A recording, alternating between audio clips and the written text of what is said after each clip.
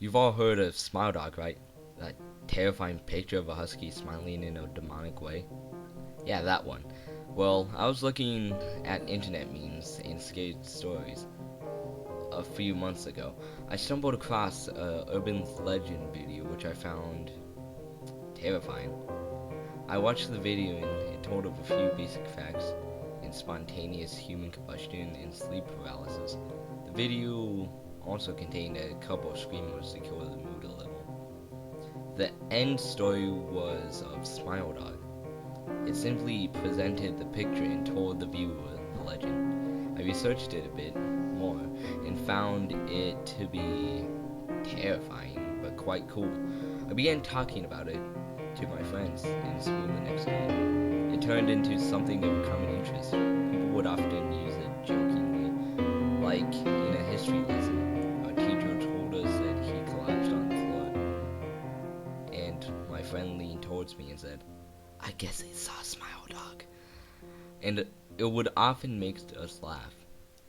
We then found other stories such as Red Mist or Squidward's suicide in Candle Cove, and we dropped the subject of Smile Dog for a while after that. In school, we often talked to this boy.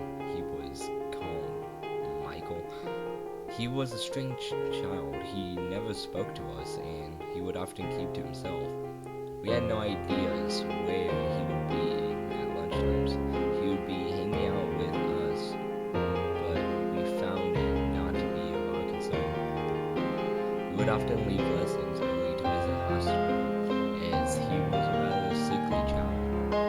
He told me of only a few of his afflictions, the most notable being epilepsy and schizophrenia. He would never show signs of these though. If we mentioned them, he would often laugh them off and dismiss them. He approached me one day and inquired about Smile Dog. I replied, "Oh, that thing? Yeah, it's obvious it's fake. Can I see it?"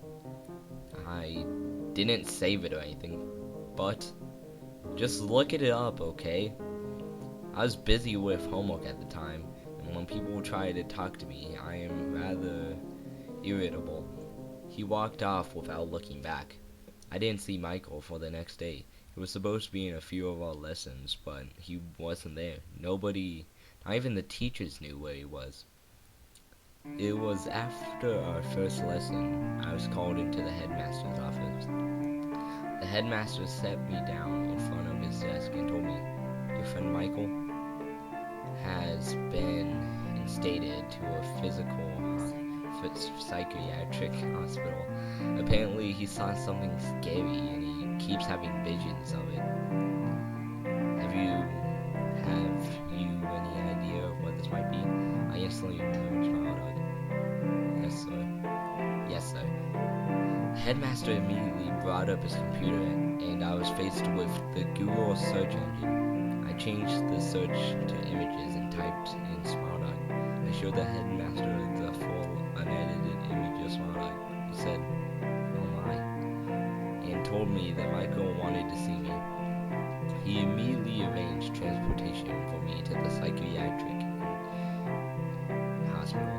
I entered the colossal building with the headmaster, where he was stopped by a doctor and said, "Michael only wants his friend, I'm afraid." The headmaster gave me a bewildered look and said, "That's fine. See you in a few minutes." I strolled down the large, intimidating corridor and reached room 204. The room had a padded floor and wall and a light. No windows except minuscule viewing slot through the door. I walked in and almost vomited. Michael was laying face down in the middle of the floor, with his hand still gripped tight on his neck. He was dead. There was a hastily scrawled note left next to him. It was for me. "Josh, I saw the Smile Dog you showed me. It's everywhere. No matter what we do, it cannot be stopped. It appears even in the brightest moments of your life. It will always be watching, never moving. It will not go away. Why did they put me in this room? Why?" Why? I had no escape. No matter how much I kicked off, the doctors would not believe me. This was the only way out. What if the dog's still there during death? When you're weak, incapacitated, he will drag you down to hell from where he once came. This is reality, Josh. Do not ever mention Smile Dog again. I pocketed the note and alerted the doctors. Upon further inspection of his body, his hand was blocking a horrifying vicious bite into his neck. The teeth marks matched that of a dog, a Siberian Husky. I keep going over and over that note in my head. I can't believe it. He was such a nice boy. I regret every bad thing I ever said to him. Why did it have to end this way for him? There is a small part of my head that I am responsible, and another portion of my head believes that this is all fake and I should have been more aware of Michael's afflictions. The only trouble is I'm running out of options to believe here. I didn't know schizophrenia was contagious. I keep seeing that damn dog in the corner of my eye everywhere I go. It's starting to get on my nerves. Wait a minute. What is that? No. I'm hearing panting and scratching on my door. Let me investigate. I'll be back in a second.